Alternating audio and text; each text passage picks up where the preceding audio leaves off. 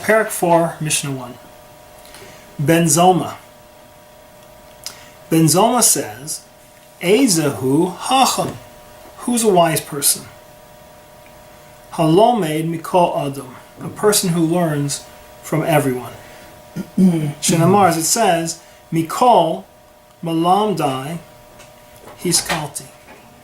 Right? From everybody I learned, and I grew wise. Right? Mikol Malamdai. Everyone who taught me, I became wise. I learned stuff from him. Ezehu Gibor. Who's a strong person? Hakovesh et Yitzra. A person who can subdue his Yetzer. As it says, Tov erech apayim migibor. Umoshel berucho miloched ir. He who is stronger, right? Tov erech apayim migibor. Better is the one who's an erech apayim, who can control his own anger, who's slow to anger, right? Migibor, than a mighty man.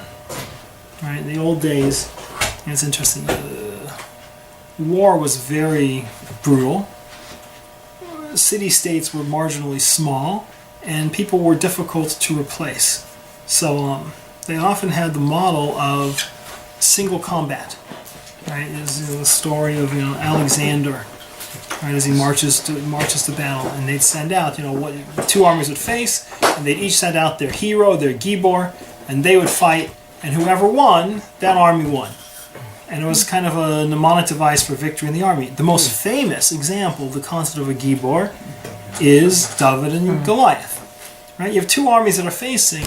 You got 5,000 guys here and 5,000 guys here. At the end of the day, you're going to have 4,200 dead guys here and 4,300.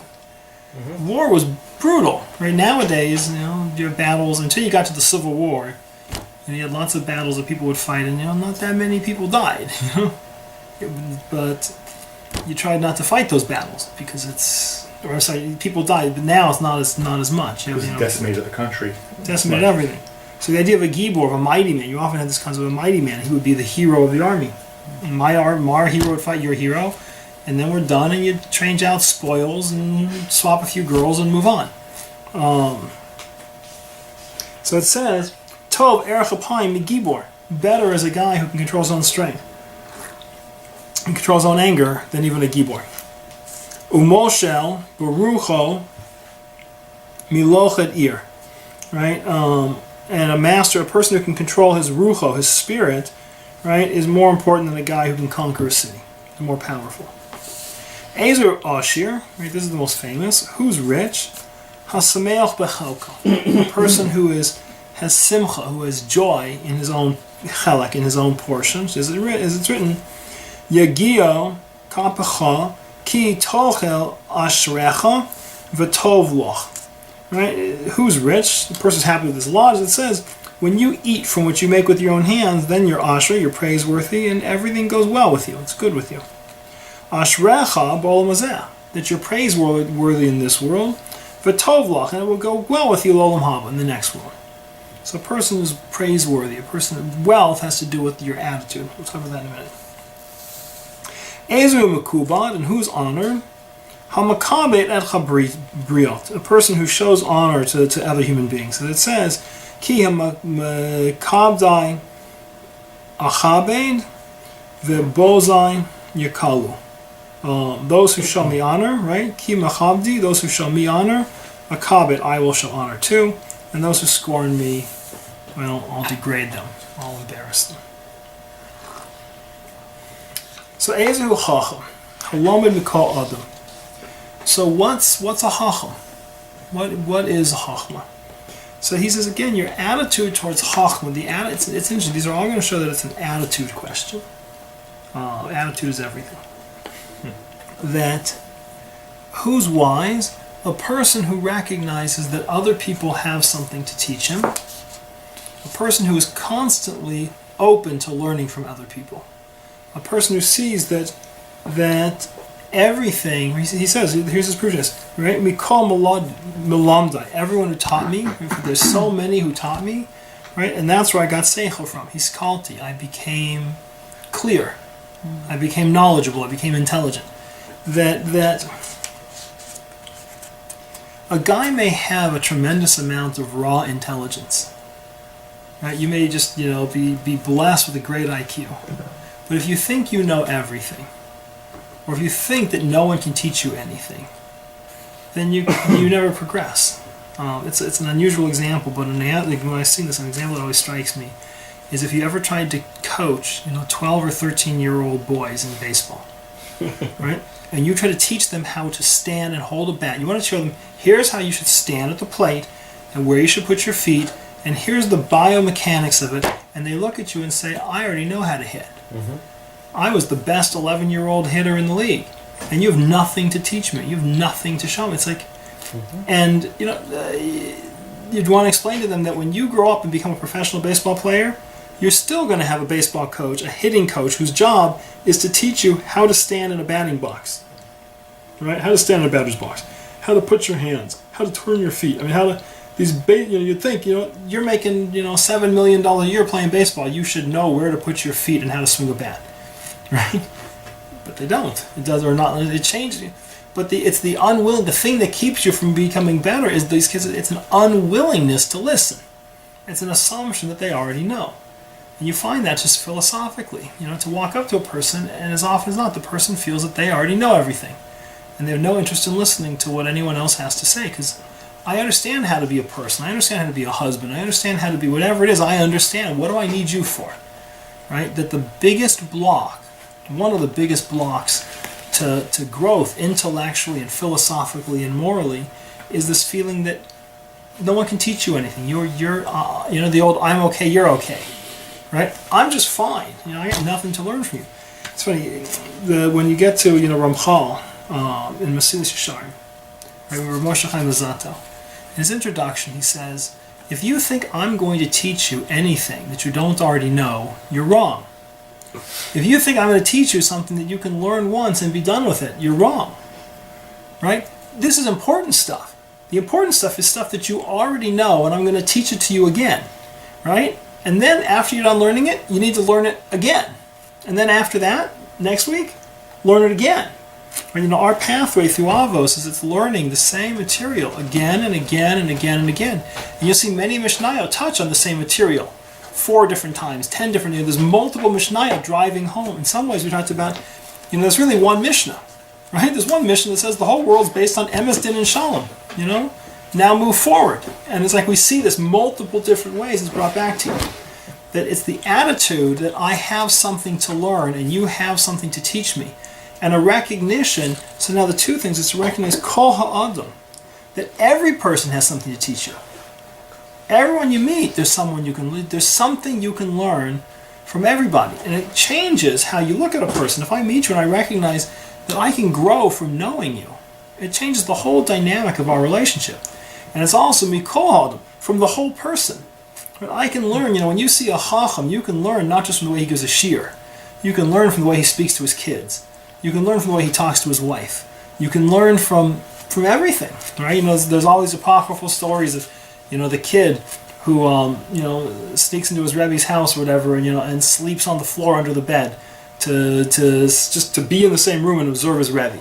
Right? There's a famous story of the Rav Nosson Tzvi Finkel, the last Rosh Hashiva of Chofetz Chaim, that when he was a young boy and he first, teenager, and he first came to Israel, and he stayed with the previous Rosh Hashiva, and he said he saw him get up in the morning and basically give a good morning to Sfarim, and it's like just to see, like it's the little things in practice to see how the person lives. You can learn from the whole person. You can learn from seeing how a gadol eats. You can learn from seeing how a gadol shops. From how Kol Ha'adam. So it says a Chacham is a person who's willing to learn from everyone, whose attitude is, I need to grow. Because I'm always open to learn. Right? We'll see it's one of the 48 ways. The first one is to constantly study. Meaning you're 24 hours a day, if you're awake, you're in a mode of, I'm here to learn. Right? That's a Chacham. Chacham is not a measure of how many pages you've seen or how much you've already learned. It's a measure of your attitude towards growth and wisdom and understanding. Ezu Gibor. So who's strong? What makes a person powerful? So he says a kovesh et yitzro, a person who can harness, subdue, but it really is this word harness, his yetzer. Right? Where's kovesh used? Right? So Adam is told, right? Man is told to kovesh, right? His wife. A person is told to kovesh his yetzer hara. Adam is told to be kovesh the world. Right? People like to think, what should my attitude towards, you talk to kids who are learning, they first learn about the concept of yetzer hara, and they say, I want to destroy my yetzer hara. You don't want to destroy your yetzer hara. Your yetzer hara is your friend. Right? You love your yetzer hara. Your yetzer hara is the whole drive towards physicality in the world is a wonderful thing. Right? We don't believe in, our concept of holiness isn't, can you go hide in a cave someplace in the mountains and be physically separate from the world? It's, can you have a yetzer hara? Can you live in this world, but to be kovesh that yetzer hara? Right? With double base. It's right. good to have both. Both hearts. That can you, the same way, see, our relationship with nature, right, is we're supposed to conquer nature, but we're not allowed to destroy nature. Right? It is not given to us to destroy the world. We are given the opportunity to be kovesh the world, to shape the world, to harness the world, to utilize it for our purposes. That you can't destroy it. We don't become a slave to physicality, but we take the opportunities that exist in the world and we bend them and shape them to serve our betterment. Right? It's the same thing with your relationship with your wife. Right? Your job is not to break her. It's not to damage her. But it's to shape her and to guide her and to use that whole relationship. It can't be something that you become a slave to.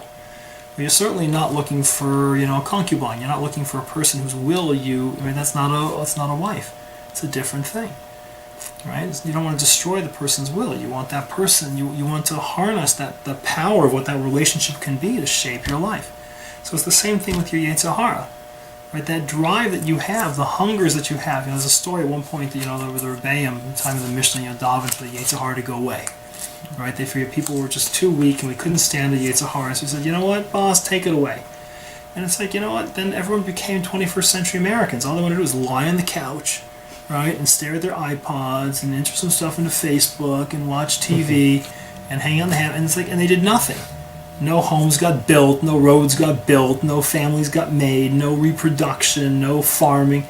Because if you don't have a drive, if you're just, you're just done. I just want to go lie lethargically on the couch and be done. It's your yetzer hara, right? And strength, though, is, we saw before when we talked about it says, 3 things remove a person from the world. Ayin hara, yetzer hara, right? V'sinas chinam. And it says, ayin hara was your hatred of God. God doesn't understand how to allocate things in the world. Sinas chinam is your hatred of people. And we said, yetzer hara, giving into your yetzer hara is a hatred of yourself. It's a destruction of yourself. Why? Because what you're saying is, I'm not powerful enough to withstand this drive to do things that are inappropriate. Right? I've got a drive to be hungry. I've got a drive for food. So now you either use that to become a beast and grab whatever food you can get your hands on, or you channel that into kedusha and kodesh and sacred, and kosher food and beautiful meals, and right, you have a drive for physicality. So you either use that to turn yourself into some sort of Penn State monster, or you use that drive for physicality as a tool for connecting to your partner of your soul. Right? It's right. I mean, if you get married and you have no yetzer hara, you have no interest whatsoever in your wife, it's not a happy life for her. Right? It's not what she's, it's like you've got a chiyuv to have, you connect to another person, you connect to their soul, both spiritually and physically. Right? Everything in power, even in a friendship, right? That, your friends want to see that you've got some life to you, right? That there's something there, you're not just a dish towel. So strength is not a question of, can I thrash you? Strength is a question of, can I shape and control and regulate myself? I remember reading a very interesting quote from Anatoly Sharansky, right? That when he was sent to the Gulag, he became free. So when he became free was when he realized, and I'm paraphrasing it, but he said he realized that they couldn't make him do anything. Right? Their goal was to they had to make him do it to himself. They could grab his hand and take his hand and pound himself on the head with, right? But otherwise, what can they do? They can say, get up. And he can just not. Right? Their goal is to bend his will to their will. They can say, run over there. He can just not. I mean, they can hit him. What are they hitting him for? They're hitting him until he gives up and turns his will over to them, and he does their will with his will. And the ability, so he says, really, ultimately, the strength, the ability to impose your will on another person is not nearly as significant in life as the ability to impose your will on yourself. And most of us, what we lack is the ability to impose our wills on ourselves. That we're just random, bounce-around actors. Whatever force comes to push on us, we go that direction. And whatever lures us, we follow it. And we just randomly bounce around in the world. Ezu Ashir. What's wealth? So again, it's an attitude question. Hasameach bechelko. A person who's happy with what he has. It says, wealth is not an objective measure of the stuff that you have. If you drive down Wilshire Boulevard or you go down towards downtown and you peer under a freeway on-ramp and you see homeless people and they have, a sheet of tin and cardboard and, stuff building a little shack thing and, a shopping cart and some stuff, and, right? If you go drive down the coast into Mexico and drive down between, towards Rosarita and down the coast between Rosarita and Ensenada, you see the same thing. But those aren't considered homeless; those are considered homes. Objectively, what it takes to be poor, it's different, right? The stuff that we have. If you go back to the kings of Assyria, I guarantee you that I have nicer fitting clothes of prettier colors, and I have finer bread and finer food and finer furniture, and my air conditioning is better than theirs, right? I mean, all these things. There's luxuries that poor people have today. That, right? The fact that I can get from here to anywhere else in the world, and if I have a few bucks, I can be anywhere in the world, by Shabbos. It's luxuries that didn't exist, right? So, what's wealthy? What's poor? So he says, ultimately, it's a question of your attitude. That if the Chavetz Chaim had far fewer possessions, right, than your typical homeless person, but he didn't feel poor, because he took pleasure in what he had. There was simcha in what he had. It says, no matter how much wealth I give you, your kids sing this little song, their little song about, I got 400, skirts and dresses and toys in my closet, but I still want more, right? If a person's attitude is what they have isn't good enough and they need more, right? I mean, the kid who's got the last year's Nintendo, which last week was great, but now there's the new super cool Nintendo. So now what I have stinks, right? It's not good enough. That happiness is not necessarily a question of what you have. It's a question of what you think you should have relative to what you do have and your attitude towards it, right? That a rich person is if you're thrilled with what you have, if you take joy in your possessions, you take joy in your place in life, both physically and spiritually, materially and health-wise, says that's a rich person, right? And no matter how much objectively I give you, if you're Larry Ellison in the 80s and you're the second richest guy in the world, but every single thing you look at, Bill Gates is in front of you, right? No matter what you do, he's always got more, and you always need one more thing, and you're always in second, and you're always complaining about it. You may have $27 billion, but you're not a wealthy man, right? Wealth is not a question of objectively what you have. Wealth is a question of your attitude towards what you have. And that's the hardest thing to get to. If you can recognize that what you have gives you pleasure, doesn't mean you can't strive for more. You can always say, I take tremendous pleasure in what I have, but I could see how I could utilize a bigger sitter where I can read the words better. I recognize how I could utilize a better sound system and speaker system so that my kids can listen to their music or whatever the thing is. Right now we're looking at it thinking, what? We may be tremendously wealthy and happy with everything that we have, but I really could use a bigger dining room table. You know, as the kids are getting bigger and there's more people in the house, and it would be easier to put more people in the dining room if I didn't have to keep dragging in outdoor tables and setting them up in the entryway. You know? That doesn't mean I'm not happy with what I have, but I can recognize that there's more available in life. So it doesn't mean that you have to be a pushover, but that's the math will help. And Ezu Makubad, who's honored, says Hamachabet et Habriot. It says a person who pays respect, right? Who's respectful and honors other people. Right? We saw a Mishnah before that says, let the respect of your fellow man be as important to you as the respect of yourself. Right? That you can't just be looking at how you look good. You have to figure out how to make other people happy and take pleasure in their lives as well. It says the interesting thing about kavod.